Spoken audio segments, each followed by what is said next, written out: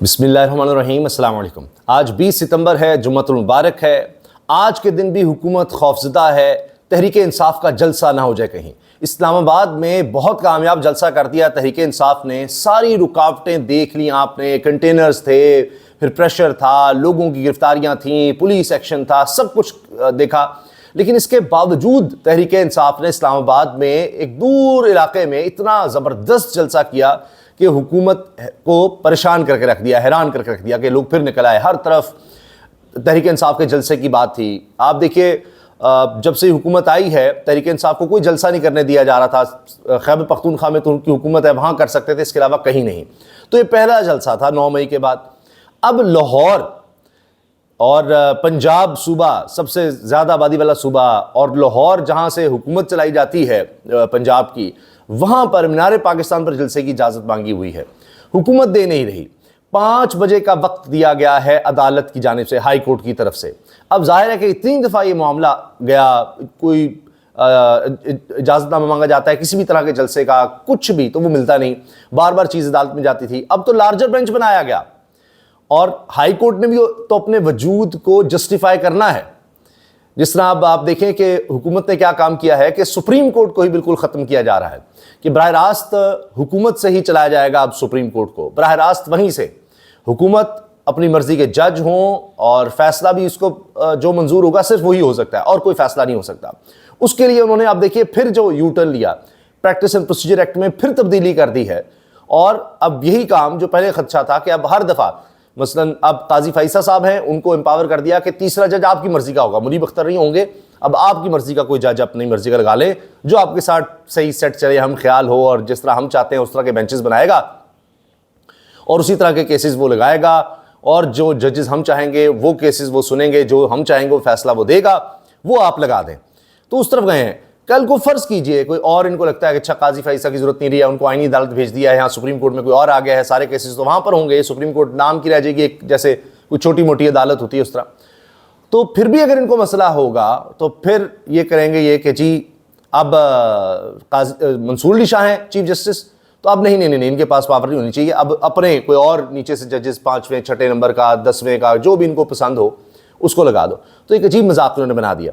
तो हुकूमत तो कहीं और देख रही है, उसको नज़र आ रहा है कि ये तहरीक इंसाफ के जलसे अगर हो गए तो हमें कौन देखेगा, हमारी कौन सुनेगा। लोग पहले ही तहरीक इंसाफ के साथ हैं, पॉपुलैरिटी उनके साथ है, तो हमने ये हरकतें करनी हैं।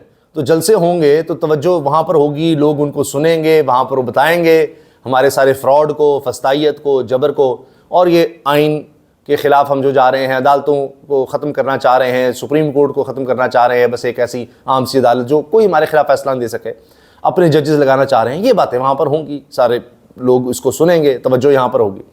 तो जलसा नहीं होने देना जी। अब हाई कोर्ट को भी अंदाज़ा है कि हमने भी अपने आप को जस्टिफाई करना है, वरना हमारे पास कौन आएगा कि अदालतों में जाने का तो कोई फ़ायदा नहीं है, और लोग फिर सोचेंगे जो जिससे होता है वो करता रहे। तो अनारकी की तरफ मुल्क को ले जाया जा रहा है।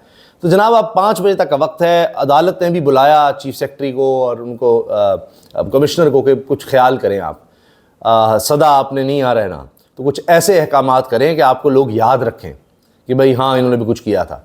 क्योंकि जो हुकूमत होगी आप उसी के अहकामात मानते चले जाएंगे तो ये कैसे होगा। तो आलिया हमजा साहिबा की दरख्वास्त है, उसमें अदालत ने कहा कि अभी दरख्वास्त दें और ये 5 बजे तक इस पर कमिश्नर साहब फैसला करें। 24 घंटे से भी कम वक्त है और अभी तक ये चीज़ें हो रही हैं। इतना खौफ है, हालांकि अब इतने वक्त में क्या इंतजाम होने हैं, क्या होना है, लेकिन फिर भी इनको अंदाज़ा है कि जी लोग निकल आएंगे, लिहाजा किसी तरह से कंट्रोल करो, किसी तरह से काबू करो, कुछ कर लो। क्योंकि तहरीक इंसाफ का नज़र आता है कि सबसे ज़्यादा पॉपुलर है। इनको रोकने के लिए लाहौर में भी अब कंटेनरिस्तान बना दिया गया। लोग बेचारे परेशान हैं, वो कह रहे हैं जी हमारे शनाख्ती कार्ड ले लिए, ड्राइविंग लाइसेंस ले लिया, हमारे कंटेनर पकड़ लिए हैं, और कहते हैं जी 20,000 रुपया दो तो तुम्हें कंटेनर तुम्हारा छोड़ देते हैं। पुलिस की दिहाड़ियाँ लग रही हैं।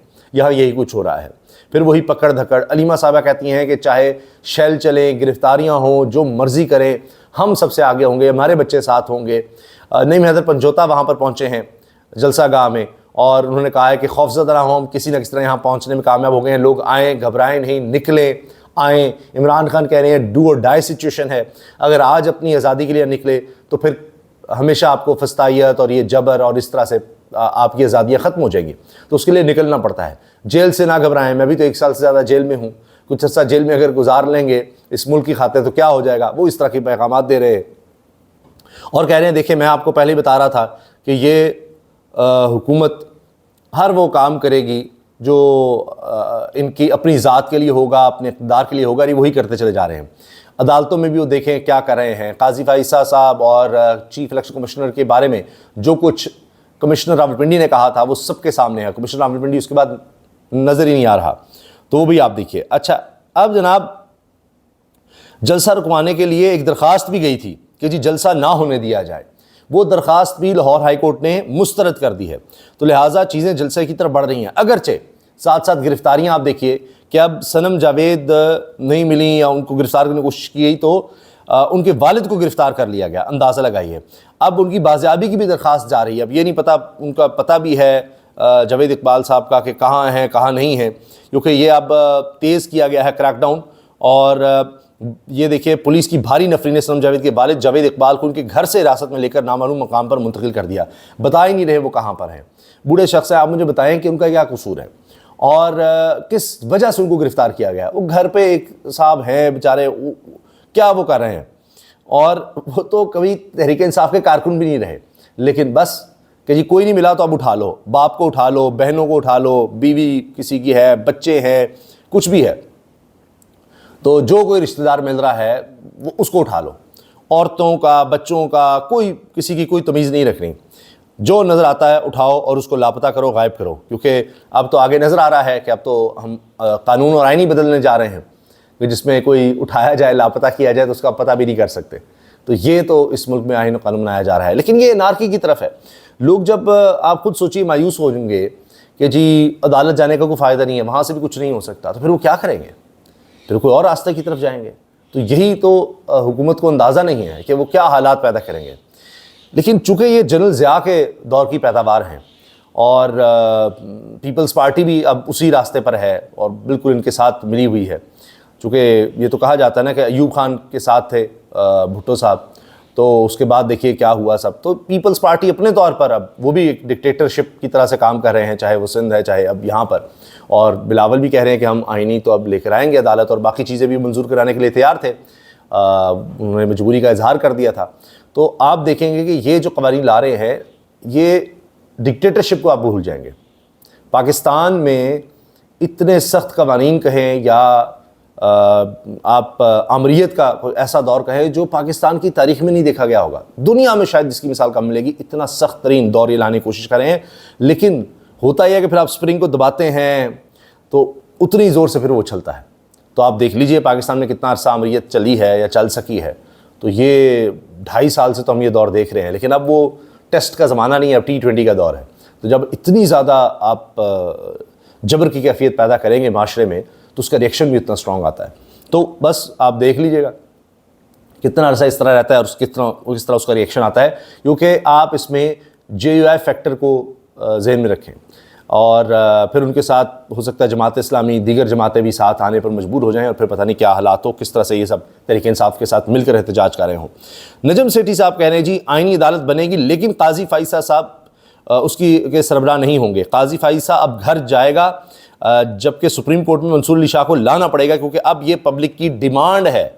पब्लिक अब उनके साथ है, वकला उनके साथ हैं और 90% वकला बार्स उनके साथ हैं।